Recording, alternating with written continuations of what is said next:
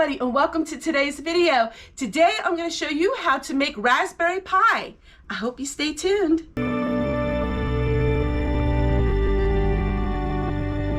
Make raspberry pie with a crumb topping that's mason jar sealed and stored in your long-term storage shelf. So it's really simple. I'm going to show you first how to make a pie crust, and if you missed just the recent video I did where I made beef stew pie, go ahead and check that out at the end of this video.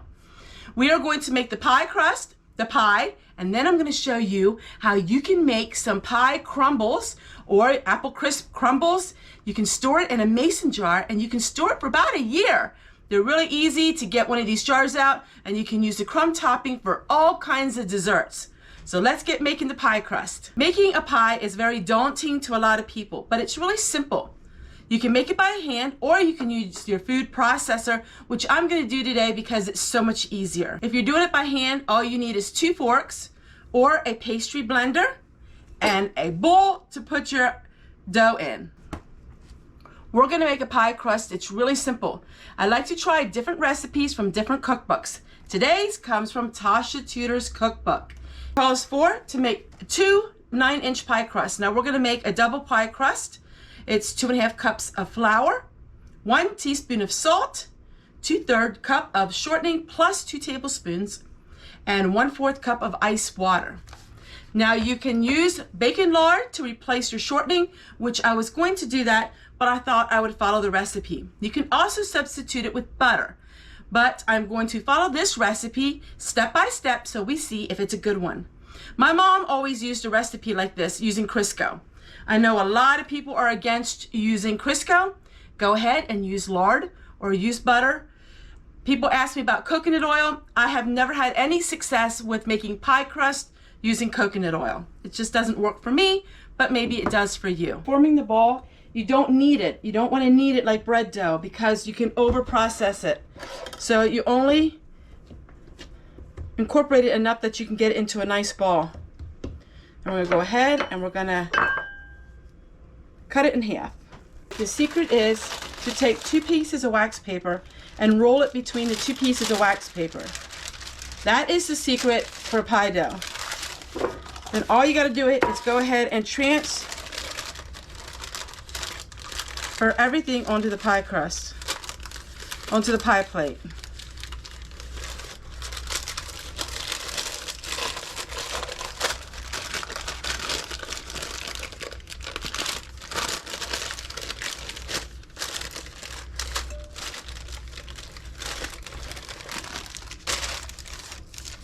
Now your pie isn't always going to look perfect, and we can easily correct that problem if you keep watching.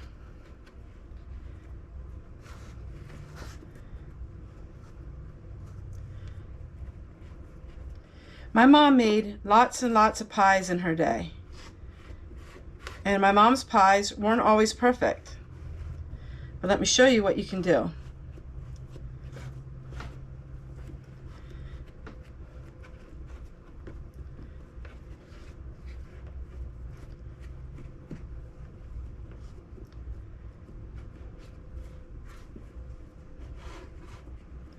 So now we just go ahead and we trim it, and if there's a couple places where it broke off, then we just go ahead. Right, so now we're going to make the crumb topping, and this is something I do about once a year, maybe even twice a year, but I don't do it often. I'm making an extremely large amount of this.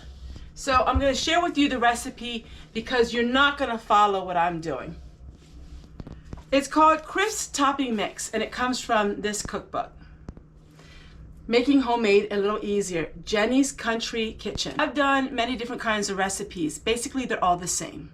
I'm going to tell you how to do it in small quantities because I am quadrupling this at least twice.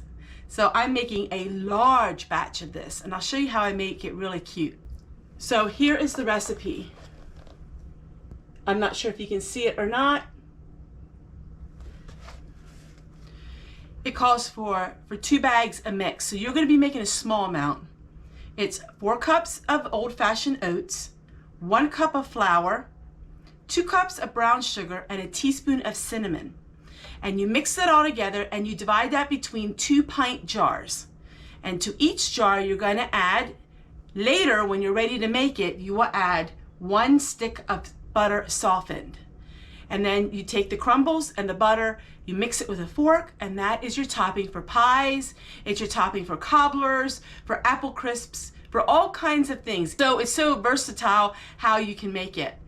But I am doing it in a big way. The best purchases I made last year are these big bowls, because I do everything in large quantity, and these come in so handy, and they're not that expensive. But I'll show you what I like to do with this crumb topping. I went ahead and printed old-fashioned labels off of the internet. These are just old coffee jars that coffee came in. My husband drinks coffee every morning, and so I reuse these. Instead of using canning jars, use other jars. That's why I'm an advocate for saving all kinds of jars. You know, if it's glass, you save it because you can make all kinds of other things with it. So I have these coffee jars. One of these will hold a little more than a bag, but I tend to put a lot more crumb topping on my pies and baked goods than what it asks for.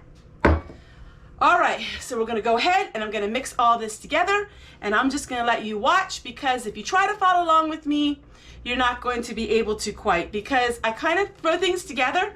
When it comes to this crumb topping, you don't have to be that precise.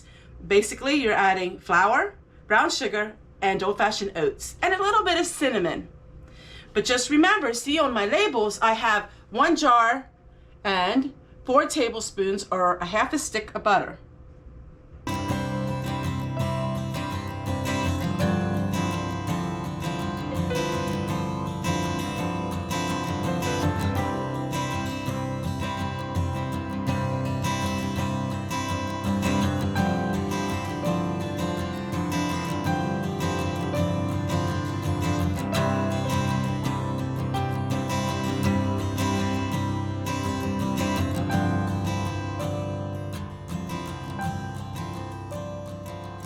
So we have it all finished. Now we're going to fill up our jars.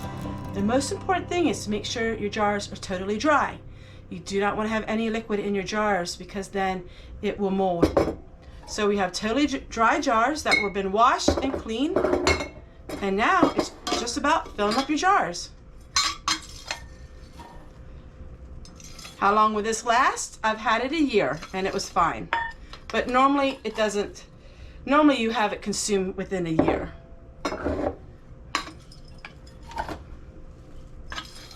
So I'm just going to go about filling up all these jars, which will take me about maybe 35 minutes.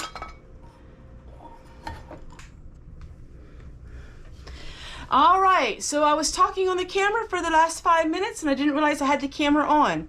So I'm not sure where it left off, but we took our crumb topping and I added some butter to it like it called for. And this is the pie, the raspberry pie. We have 2 pints of a raspberry pie filling that we put in the pie, and here's the crumb topping.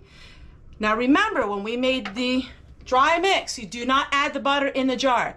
That you add when you're ready to make it. So here's our pie. I'll put it at 375 for about 30 minutes. I really don't use times very often. I just look to see when it looks finished. And that is if you have a nice brown crust and a nice brown topping. So everyone, I'll show you in just a moment what it looks like when we're done. There is our beautiful pie, blackberry pie with the crumble topping. And we'll cut it and see how it looks.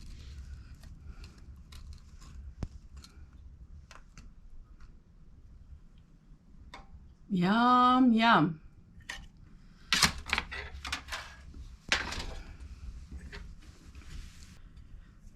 Blackberry pie.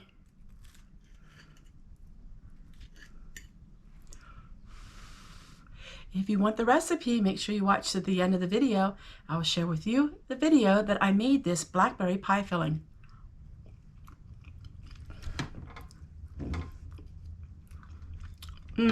That is amazing. Now, top it off if you had a little bit of vanilla ice cream. That would be perfect. But use with what you got, and this is amazing just as it is. traditional Pennsylvania Dutch. They always had something tart and something sweet at every meal. Take care, everyone. We'll see you guys tomorrow. Bye, everybody.